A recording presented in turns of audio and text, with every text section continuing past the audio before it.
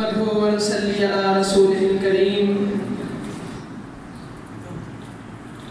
أما بعد فأعوذ بالله السميع العليم من الشيطان الرجيم بسم الله الرحمن الرحيم جاء الحق وزهق الباطل سامعین گرامی قدر آج پورے ملک میں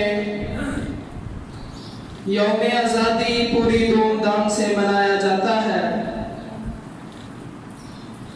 ہر طرف خوشیاں ہوتی ہیں، جلسے ہوتے ہیں، جلوس ہوتے ہیں، تقریریں ہوتی ہیں، جھنڈے ہیں، لیکن آزادی کا جشن منانے والوں، کبھی تم نے یہ سوچا کہ یہ آزادی کس طرح حاصل کی گئی تھی؟ کتنی ماں بہنوں کی عزتیں لٹ گئی تھیں، لاکھوں بچے کٹ گئے تھے؟ کیا آزادی کا مقصد یہ ہے